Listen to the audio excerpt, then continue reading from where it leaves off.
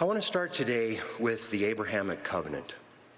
The Abrahamic covenant is very important, as you know, even today, as it is used in modern temple ordinances to symbolize all of God's greatest blessings. So from these verses, I gather that the blessings that the Lord promised Abraham were, number one, posterity, like the sands of the sea. 2, priesthood. And 3, a promised land. You could call it the 3 Ps. From the Lord's perspectives, these are the great blessings. And this is my first key point. When God wanted to bless Abraham, it was with posterity, priesthood, and a promised land. Anyway, I had this on my mind one day when I was reading D&C 121, and I noticed an amazing pattern. So D&C 121 comes to us when the saints have been scattered and they're suffering from bitter persecution. Joseph is wrongfully imprisoned in dreadful conditions in Liberty Jail, and he cries out to the Lord, "Oh God, where art thou? Where is the pavilion that covereth thy hiding place? How long shall thy hand be stayed, and thine eye, yea, thy pure eye? Behold from the eternal heavens the wrongs of thy people and of thy servants." In response, the Lord reassures Joseph, saying, "My son, peace be unto thy soul. Thine adversity and thine afflictions shall be but a small moment. And then, if thou endure it well, God shall exalt thee on high." Then God explains what is going to happen to the people who threw him in jail and who were persecuting the saints.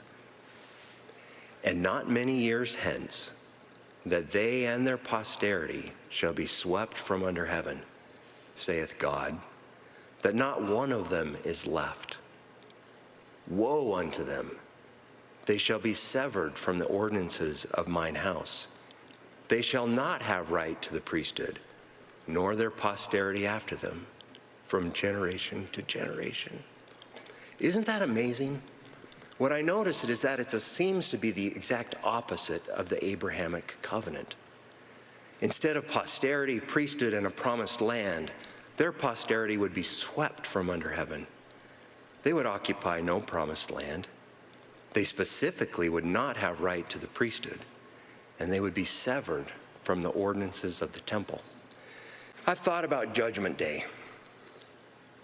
I'm grateful for the gifts and the blessings that the Lord has given me. And I've wondered if on that day he intends to give additional gifts. Is there anything that the Lord couldn't give me at the snap of a finger on that day? Like, what if I wanted to be a great pianist like the one we've just heard? That was amazing. Those are neural circuits honed by tens of thousands of hours of practice. The Lord could just snap his fingers and give me those neural circuits. What if I wanted to jump like the BYU dunk team? Oh, good, we got a picture. Well, that again is just muscles firing in the right order, with coordination through practiced neural circuits. The Lord could just give me that in a snap of a finger. Is there anything the Lord couldn't give you in a moment?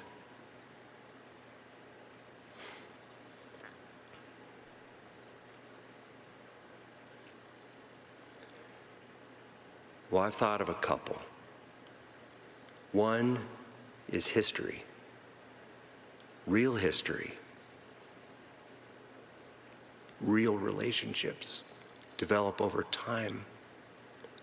Love is earned through service, and that's why it's so strong within families.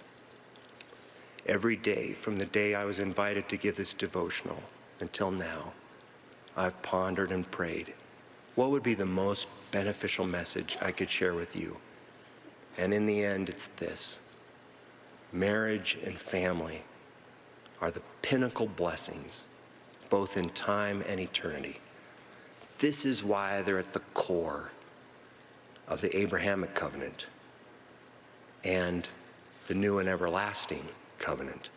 They are the key blessings in time and eternity. Now, God lets us choose our own blessings. Many paths in life are good. There are lots of good things and great things that you could do. But BYU students, in the springtime of your lives, you should set your sights on the best, the highest blessings. If God brings you in contact with someone who is equally yoked in all the important ways, and you have the chance to marry, do it. If God further blesses you with health and means to have children, do it. Of course, not everyone has these opportunities, but God promises his greatest blessings eventually to all who keep his commandments.